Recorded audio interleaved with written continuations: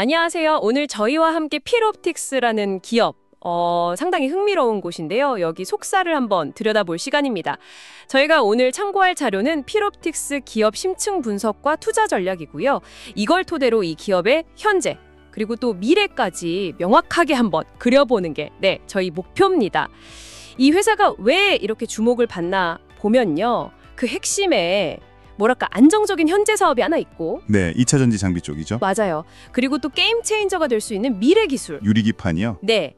이걸 이중 성장 엔진이라고 부르던데 이걸 동시에 돌리고 있다는 점이에요. 사실 이런 구조는 흔치 않잖아요. 그쵸. 한쪽은 확실한데 다른 한쪽은 좀 리스크가 클 수도 있고요. 네. 근데 이걸 어떻게 균형 있게 끌고 가는지 그 전략이랑 가능성을 오늘 좀 집중적으로 파헤쳐 보겠습니다. 자, 그럼 바로 본론으로 들어가 볼까요? 필옵틱스.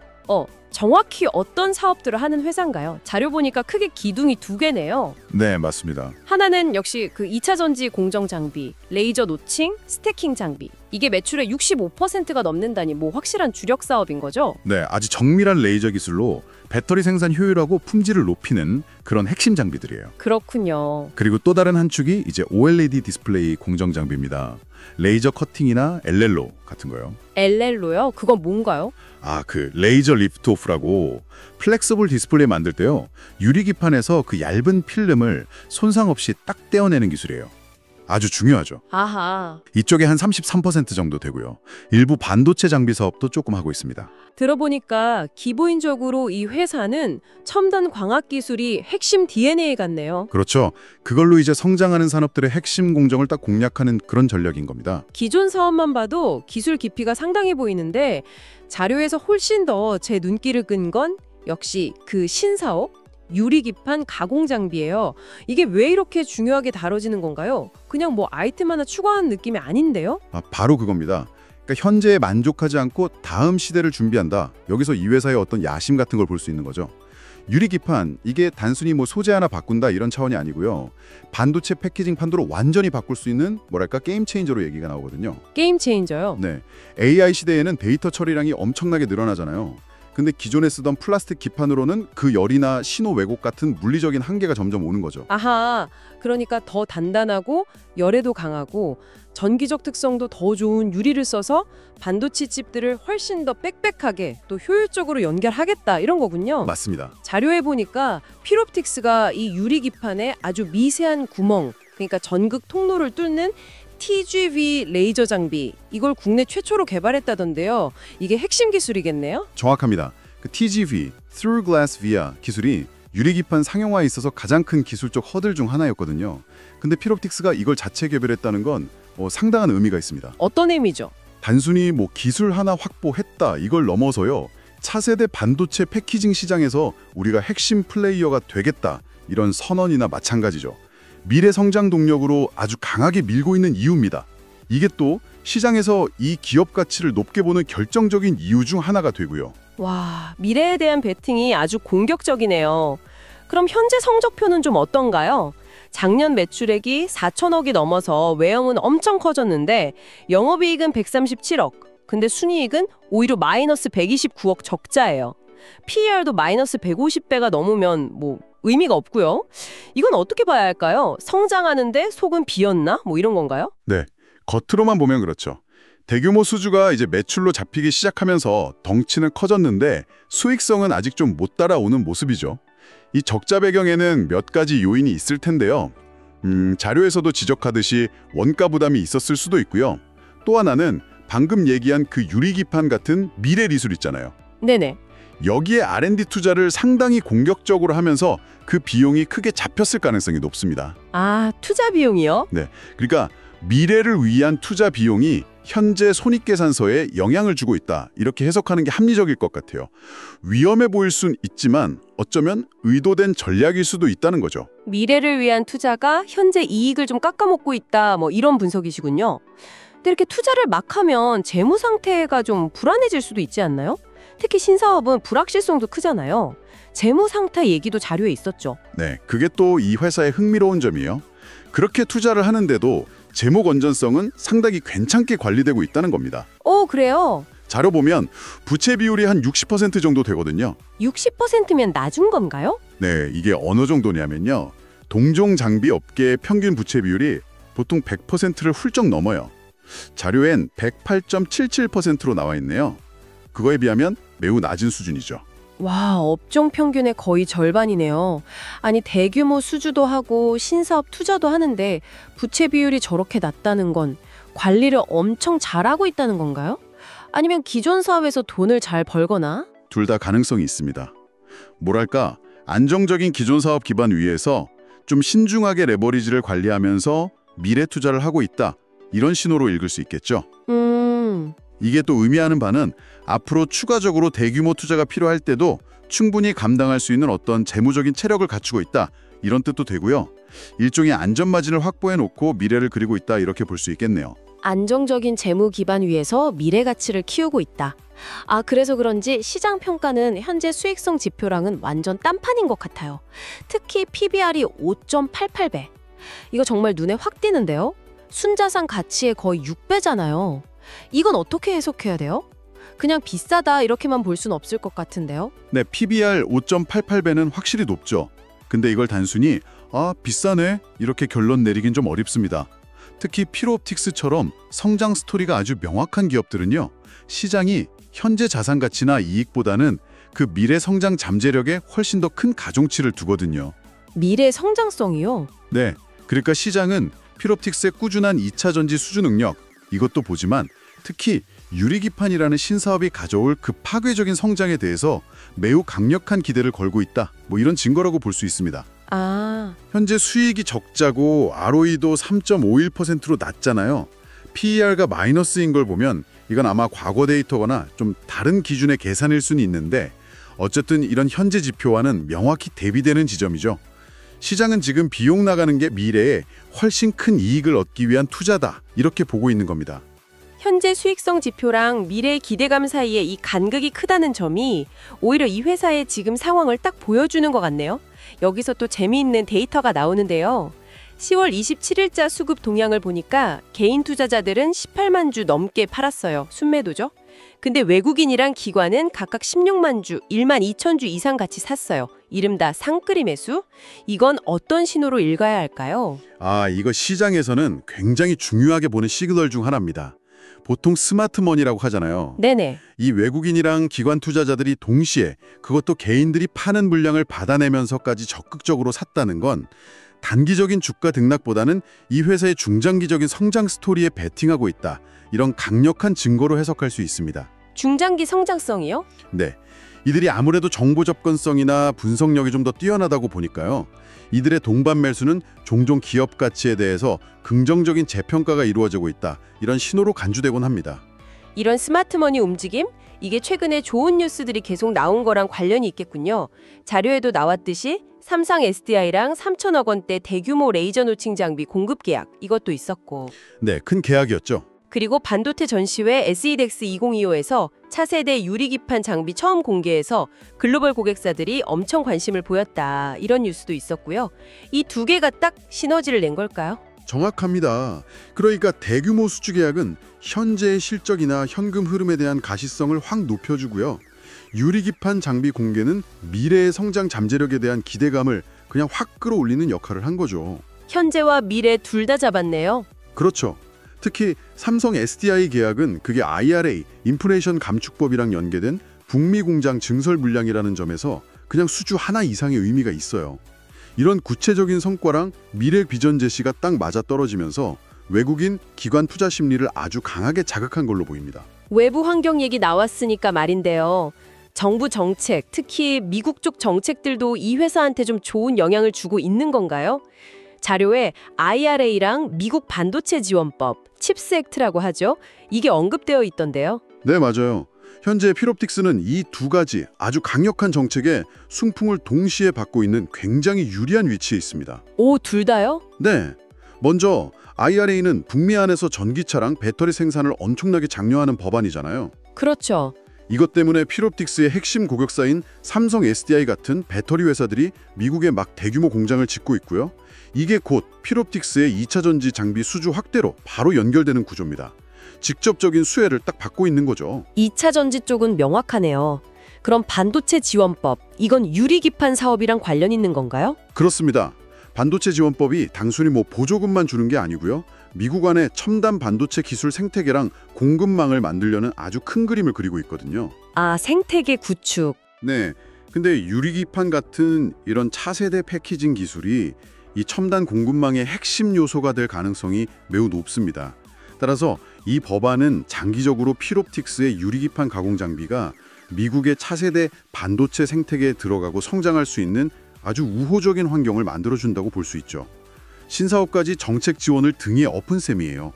와, 이거 진짜 타이밍이 전략적으로 절묘한데요. 어떻게 보면 지금 시장에서 제일 핫한 두 개 메가 트렌드, 그러니까 2차 전지 전기차랑 AI 차세대 반도체, 딱 그 교집합에 이 회사가 서 있는 거네요. 네네. 2차 전지 장비 테마에서는 삼성 SDI 북미 투자의 핵심 수혜주, 또 유리기판이나 CPU, AI 반도체 테마에서는 미래 기술 선두 기업, 이렇게 동시에 막 부각되는 상황인 거군요. 맞습니다. 바로 그 이중 모멘텀이 현재 필옵틱스가 시장에 진짜 뜨거운 관심을 받는 이유예요. 안정적인 기존 사업의 성장 가시성, 여기에 폭발적인 잠재력을 가진 신사업 기대감이 딱 결합되면서 투자자들한테는 굉장히 매력적인 스토리를 주고 있는 거죠. 주가 흐름도 이런 복합적인 기대감을 그대로 보여주는 것 같아요. 자료에 나온 10월 27일 기준으로 보면 지난 8월 저점이 27,700원이었는데 거의 V자로 반등해서 42,200원까지 올랐어요. 기술적인 차트 분석으로는 어떤 의미가 있을까요, 이거? 기술적으로 보면 아주 강력한 상승 추세가 만들어졌다, 이렇게 볼 수 있습니다. 급격하게 떨어졌다가 더 빠른 속도로 그 하락폭을 다 만회하는 전형적인 V자 반등 패턴을 완성했고요. 네, 완전 V자네요. 그리고 5일선, 21선, 61선 같은 주요 이동평균선들이 주가 아래에서 상승 방향으로 쫙 정렬된 정배열 상태를 보여주고 있어요. 아, 정배열. 좋은 신호죠. 그렇죠. 여기에 거래량까지 꾸준히 늘면서 상승 에너지를 딱 받쳐주고 있고요. 현재는 이전 고점인 44,850원 돌파를 바로 앞에 둔 아주 중요한 기술적 변곡점에 와 있다, 이렇게 해석할 수 있습니다. 그럼 10월 27일 그날 주가가 3% 넘게 오른 것도 뭐 특정 뉴스 하나에 반응했다기보다는 이런 여러 요인들이 쭉 쌓인 결과로 봐야겠군요. 네, 맞아요. 그러니까 이 2차 전지 수주 모멘텀 계속되고 플러스 유리기판이라는 새로운 성장 엔진에 대해서 시장이 가치를 재평가, 리레이팅이라고 하죠. 이 두 가지가 기관, 외국인 매수세랑 같이 주가를 끌어올렸다. 이게 타당한 분석일까요? 네, 그 분석이 가장 합리적으로 보입니다. 어떤 단발성 호재 하나 터졌다기보다는 지속적인 펀더멘털 개선, 그러니까 수주 증가죠, 이거랑 미래 가치에 대한 기대감, 즉 유리기판, 이게 결합돼서 나타난 구조적인 상승 흐름으로 보는 게 맞습니다. 자료에 인용된 것처럼 2차 전지 넘어 AI 반도체까지 필옵틱스, 유리기판으로 날개 다나 이런 헤드라인의 리포트나 뉴스들이 이런 시장의 인식을 더 널리 퍼뜨리고 투자 심리를 자극하는 역할도 했을 거고요. 그러니까 기존 성장 스토리에 그냥 플러스 알파 이게 아니라 아예 뒤로 차원의 성장 가능성이 더해졌다. 이런 평가가 나오는 거군요. 그렇죠. 완전히 새로운 그림이 그려지고 있다, 이렇게 보는 거죠. 그렇다면 이 기업에 대한 투자, 이건 어떻게 접근해야 할까요?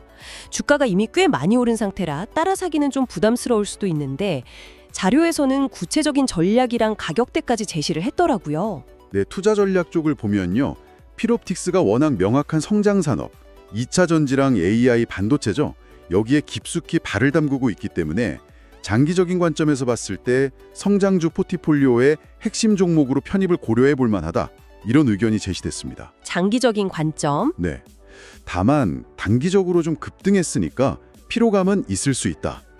그래서 현재 가격에서 무리하게 막 추격 매수하기보다는 주가가 좀 조정을 받을 때 나눠서 사는 분할 매수 전략이 유효하다, 이런 분석입니다. 조정 시 분할 매수라. 그럼 어느 정도 가격대를 좀 염두에 두는 게 합리적일까요? 그 자료에서는 기술적인 지지선 역할을 할 걸로 기대되는 20일 이동평균선 부근을 1차적인 매수 고려 구간으로 제시하고 있어요. 대략 한 37,000원에서 38,000원 사이, 그 정도가 될 수 있겠네요. 37,000원에서 38,000원 사이요? 네. 근데 물론 이건 현재 시점의 기술적 분석일 뿐이고 실제 투자 결정은 앞으로 시장 상황이 어떻게 변하는지, 또 기업 실적이 어떻게 나오는지 이런 걸 면밀히 보면서 신중하게 내려야겠죠. 장기 성장 스토리는 좋지만 언제 들어가느냐, 이 진입 시점에 대한 고민은 필요하다는 겁니다. 장기적 관점은 유지하되 기술적 지지선을 활용해서 분할 매수로 접근하자. 알겠습니다.